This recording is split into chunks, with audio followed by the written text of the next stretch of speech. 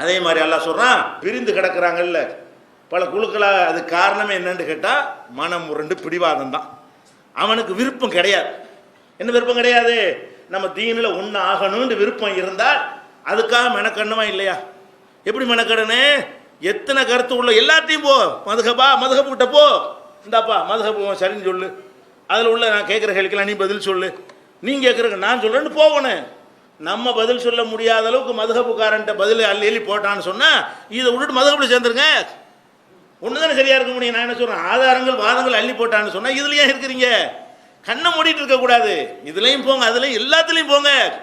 Discuss பண்ணிட்டு என்ன செய்யணும், கடைசியாக ஒரு முடிவுக்கு வருவீங்கல்ல, அப்போ தான் தீனை ஒன்றாக்க விரும்புகிறோன்னு அர்த்தம். நம்ம என்ன செய்கிறது இல்லை, எனக்கு எங்கள் அப்பன் சொன்னது, பாட்டன் சொன்னது, அஜர்த்து சொன்னது போதும், நான் இருப்பேன், அதை மாற்றிக்கிற மாட்டேன், அதிலே தான் பிரச்சாரம் பண்ணிக்கிட்டு இருப்பேன். இவங்க என்ன பதில் அதை வச்சுக்கிறாங்க கூட நான் வந்து காது கொடுக்கவே மாட்டேன். மாற்று கருத்து உடையவர்கள் என்ன பதில் சொல்ல போகிறார்கள் என்பதற்கு காதை கொடுத்து கேட்க கூட நான் ரெடியாக இருக்க மாட்டேன் அப்படின்னு இருக்கிறாங்களே.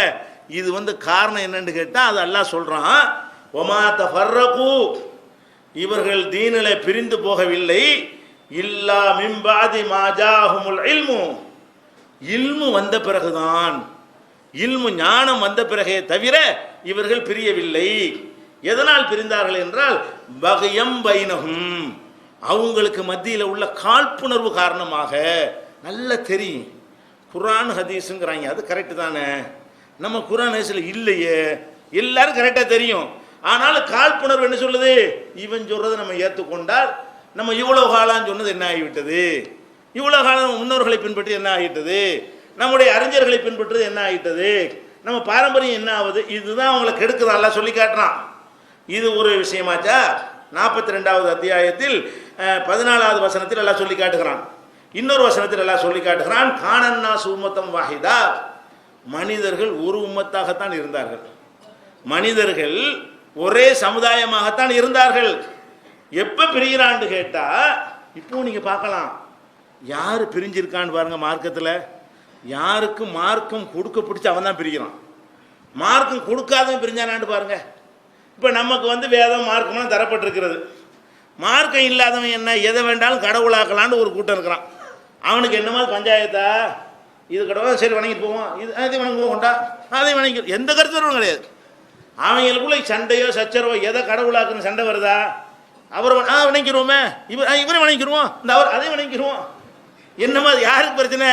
இவ்வளோ ஆதாரத்தை வச்சுக்கிட்டு இருக்கிறோம் பிரிகிறான். மார்க்கத்தில் ஆதாரம் இல்லாதவன் ஒரே மாதிரி இருக்கான், ஒரே மாதிரி விழாக்கள், ஒரே மாதிரி ஆடம்பரங்கள், ஒரே மாதிரி விரயங்கள், ஒரே மாதிரி வழிபாட்டு முறைகள். பார்த்தீங்கன்னா எவனுக்கு மார்க்கம் கொடுக்கப்படவில்லையோ, வஹி கொடுக்கப்படவில்லையோ, வேதம் கொடுக்கப்படவில்லையோ, தூதர்களை ஏற்றுக்கொள்ளவில்லையோ, அவன் இஷ்டப்படி நடக்கிறானோ அவன் மார்க்கத்தில் பிரியவில்லை. பேரில் பிரிந்து இருந்தாலும் நடைமுறை கொள்கையில் பிரிவு கிடையாது. அவங்களுக்குள்ள பல பிரிவுகள், பேர்கள் என்ன செய்வாங்க, குலங்கோத்திரம்னு பிரிஞ்சுக்கிட்டு இருப்பார்கள். அந்த முறையில் ஏதாவது குழப்பம் இருக்க மாட்டா, இருக்கவே இருக்காது. என்ன வேண்டாலும் கடவுளை எப்படி வேணாலும் செஞ்சுக்கலான்னு தெளிவாக இருக்கிறாங்க அவங்க. அல்லாஹ் என்ன சொல்லி காட்டுறான்னா, எங்கே பிரிவினை வருது தெரியுமா? கானன்னாசு உம்மத்தம் வாஹிதா, மனிதர்கள் எல்லாம் ஒரே சமுதாயமாக கல்லு மண்ணு கழுது குதிரை வணங்கிட்டு இருந்தாங்க, ஒரே மாதிரி இருந்தானா எல்லாரும். இப்போ பாசல்லாஹும் நபியின, அல்லாஹ் நபிமார்களை அனுப்பி வைக்கிறான், முபஷிரீன முன்திரீன, நற்செய்தி சொல்லக்கூடியவர்களாகவும் எச்சரிக்கை செய்யக்கூடியவர்களாக, சொர்க்கத்தை பற்றி நற்செய்தி சொல்லி நரகத்தை பற்றி பயங்காட்டுவதற்காக வேண்டி தூதர்களை அல்லாஹ் அனுப்புகிறான். அன்சல மாஹுமுல் கிதாப், அவங்களோட வேத புத்தகத்தையும் சேர்த்து இறக்குறான். பில் ஹக்கி, சத்தியத்தோடு ஒரு வேதத்தையும் கொடுக்குறான். எதுக்காக வேண்டி? லியஹ்கும பைனன்னாஸ் ஃபீ மக்தலஃபு ஃபீஹி, அவர்கள்ட்ட கருத்து வேறுபாடுகளை நீக்குவதற்காக வேண்டி, அதை கொண்டு தீர்ப்பளிக்கிறதற்காக வேண்டி அல்லாஹ் கொடுக்குறான். ஒமக்தலஃப ஃபீஹி இல்லல்லதீன ஊத்துஹு, எவனுக்கு இந்த வேதம் கொடுக்கப்பட்டச்சோ அவன்தான் கருத்து வேறுபாடு கொண்டான். கருத்து வேறுபாடு நீக்கிறதுக்கு அல்ல வேதத்தை கொடுக்குறான், அதை வச்சுக்கிட்டே இவன் கருத்து வேறுபாடு உண்டாயிரான். அல்லாஹ் கொடுத்தது எதுக்கு? கருத்து வேறுபாடு கிளியர் பண்ணுறது கொடுக்குறான்ல. எவனுக்கு வேதம் கொடுக்கப்பட்டுச்சோ அவன் தான் இன்னைக்கு முஸ்லீம்னு தான் நம்ம. அவ்வளோ பேரும் குரான் ஒன்று இருக்குல்லப்பா, உங்கள்கிட்ட 72 கூட்டத்தின் கையிலையும் குரான் இருக்கா இல்லையா? 72 கூட்டத்தின் கையிலையும் நபிகள் நாயகம் ஸல்லல்லாஹு அலைஹி வஸல்லம் போதனை இருக்கா இல்லையா? அவன் தானே இப்போ நீங்கள் 72 இருக்கிறான், பிரிஞ்சு கிடக்கிறான். இதுதான் ஆதியிலிருந்து இருந்துச்சான். எப்போதும் பின்பற்றான். மிம்பாதி மாஜாத்துஹுமுல் பையினாத், தெல்ல தெளிவான சான்றுகள் வந்த பிறகு எவனுக்கு வேதம் கொடுக்கப்பட்டுச்சு அவன்தான் என்ன செய்கிறான், பிளவுபட்டு போய்விட்டான், தீனில் பலவாறாக பிரிந்து விட்டான் அப்படின்னு சொல்லிட்டு அல்லாஹ் வந்து 2வது அத்தியாயத்தில் 213வது வசனத்தில் சொல்கிறான். அதே மாதிரி 3வது அத்தியாயத்தில் 19வது வசனத்தில் அல்லாஹ் சொல்கிறான், இன்னத்தீன இந்தல்லாஹில் இஸ்லாம், அல்லாவிடத்தில் மார்க்கம் என்றால் இஸ்லாம் தான். குர்ஆன் சொல்கிறது இன்னத்தீன இந்தல்லாஹில் இஸ்லாம், அல்லாவிடத்தில் மார்க்கம் என்பது இதுதான், இஸ்லாம் தான். வமக்தலஃப அல்லதீன ஊத்துல் கிதாப், வேதம் கொடுக்கப்பட்டவர்கள் எப்போது கருத்து வேறுபாடு கொண்டார்கள் என்றால் இல்லா மிம்பாதி மாஜாஹுமுல் இல்மு, அவங்களுக்கு ஞானம் வந்த பிறகுதான் அவர்கள் கருத்து வேறுபாடு கொண்டார்கள். பகியம் பைனஹும், அவர்கள் தமக்கு மத்தியிலே ஏற்படுத்தி கொண்ட காழ்ப்புணர்வின் காரணமாக, பொறாமையின் காரணமாக என்று அல்லாஹ் 3வது அத்தியாயத்தில் 19வது வசனத்தில் சொல்லி காட்டுகிறான். அப்போ இதெல்லாம் எதுக்கு சொல்கிறோம்னு கேட்டால், இந்த மார்க்கத்தில் வந்து பிரிஞ்சிடாதீங்க. பல வாதங்களை, தப்பான வாதங்கள்லாம் வைப்பாங்க. தப்புங்கிற அறிந்து கொள்வதற்கு நேரத்தை கொடுங்க, இந்த 1 மாதத்தையாவது கொடுங்க. என்ன தப்பான வாதம், எப்படியெல்லாம் தப்பாக இருக்கிறது அப்படிங்கிறத விளங்கி கொள்வதற்காக என்ன செய்யணும், நம்முடைய காதை கொடுக்க வேண்டும்.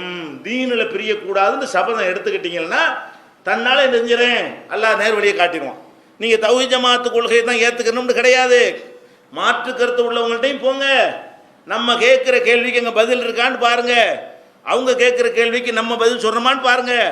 அப்போ ரெண்டையும் கணக்கு பண்ணி பார்த்தா உங்களுக்கு தெரிஞ்சு போயிடும் எதில் உண்மை இருக்கிறது. ஒன்றில் வந்து நிற்போம். கண்டிப்பாக ஒரு மார்க்கத்தை நிற்க முடியும். எப்போ நிற்க முடியும், மார்க்கத்தை பிரிக்க நான் ஒத்துக்கிற மாட்டேன். ஒன்று எது சரிங்கிறதுக்கு எவ்வளவுக்கு முயற்சி பண்ணுவானோ அவ்வளோ முயற்சி பண்ணி கண்டறிவேன். நீங்கள் எப்படி ஒன்றில் இருக்கிறீங்க, முயற்சிலாம் பண்ண மாட்டேன், நான் இருக்கிறதுல இருப்பேன், அதில் உறுதியாக இருக்கிறமே தவிர நான் இருப்பது தவறாக இருந்தாலும் மாற்றிக்கொள்வேன் அப்படிங்கிற அளவுக்கு நீங்கள் முயற்சி பண்ணால் தான் அதுக்கு பேர் என்னது, முயற்சின்னு அர்த்தம். இல்லைன்னா நீங்கள் முயற்சியை பண்ணலை, நீங்கள் ஒரு கொள்கையில் இருக்கிறீங்க, அதுதான் சரி நம்புறீங்க, அதை மேலோட்டமாக சில ஆள்கிட்ட போய் பிரச்சாரம் பண்ணிக்கிறீங்க, எதிர்கொள்கிட்ட ஓடி போயிடுறீங்க. இப்படி இருந்தீர்களே ஆனால் மார்க்கத்தை பிரிக்கக்கூடாதுங்கிற கருத்து உங்கள் உள்ளத்தில் இருக்குதா, பிரிக்கலாங்கிற கருத்து உங்கள் உள்ளத்தில் இருக்குது. அதனால முதல்ல விளங்கிற வேண்டிய என்ன, எத்தனை கருத்து வேறுபாடு வந்தாலும் அத்தனையும் சரியில்லை, ஒன்று தான் சரி. அந்த அத்தனையிலையும் ஒவ்வொரு விஷயத்திலையும் ஒன்று தான் சரியாக இருக்க முடியும், அதுக்கு மாற்றமாக உள்ளது சரியாக இருக்கவே முடியாது என்பதை முதல்ல நம்ம விளங்கிக் கொள்ள வேண்டும். ஃபஸ்ட்டு உங்கள் உள்ளத்தில் இந்த தலைப்புக்கு செல்வதற்கு முன்னாடி இதை பதிய வச்சுக்கிறீங்க. எப்படி, நாங்கள் மார்க்கத்தை பிரிக்க ஒத்துக்கொள்ள மாட்டோம், நம்ம எல்லாரும் ஒரு மார்க்கத்துக்கு தான் வருவோம். அது இவங்க சொல்கிறதா இருக்கட்டும், அவங்க சொல்கிறதா இருக்குது, எவங்க சொல்கிறதா வேண்டாலும் இருக்கட்டும், ரெண்டுக்குள்ளேயும் போட்டு A to Z ஆதியிலேருந்து அந்த வரைக்கும் போய் பார்த்துவிட்டு ஒன்று சரின்னு எங்களுக்கு கடைசியாக படும், எங்கே பதில் இல்லை நிற்கிறதோ, யார் இடத்துல பதில் நிற்கிறதோ அதான் சரின்னு படும்ல, அதில் நம்ம நின்றுவோம். இப்படி வந்தால் எல்லாம் ஒரு மார்க்கும் ஆகுமா ஆகாதா, எல்லாரும் இந்த முடிவுக்கு வரோம். எந்த முடிவுக்கு வரணும், உங்கள் நீ வா பேசு, எத்தனை நாள் பேசுவோம் அப்படின்னு வந்தால் கொஞ்சம் கொஞ்சமாக கரைஞ்சி கடைசியில் ஒரு கருத்து வந்துடுமா இல்லையா. நம்ம எல்லாரும் ஒரு கருத்துக்கு வர்றது பெரிய கஷ்டமா. இந்த ஜமாத்து வாசலை திறந்து வைத்திருக்கிறது, எந்த கருத்து உள்ளவங்களான்னு வாங்க, நீங்கள் சொல்கிறது சரின்னு சொல்லி எங்களை நிரூபிச்சிங்கன்னா இன்றைக்கே கலைச்சிருவோம். நீங்கள் சொல்கிற சரி டிக்ளேர் பண்ணிடுவோம். அப்போ ஒரு மார்க்கம் ஆயிரும்ல, ஒரு மார்க்கமாக ரெடியாக தானே இருக்கிறோம். அது மாதிரி அவங்க இருக்கிறாங்களான்னு இருக்க மாட்டேங்கிறாங்க. நம்ம சரியானதை தானே பின்பற்றணும். அதனால் ஃபஸ்ட்டு நீங்கள் மனசில் என்ன பதிக்கிறீங்க, நம்ம வந்து மார்க்கத்தை பிரிக்கக்கூடாது, ஒரு மார்க்கத்தை கண்டறியணும், ஒரு மார்க்கத்தை தேடணும். எவ்வளோ முயற்சி பண்ணி தேடணும் அவ்வளோ முயற்சி பண்ணி தேடணும். எது சரி என்பதை கண்டறிவதற்காக எவ்வளோ தியாகங்களை வேண்டாலும் செய்யணும்.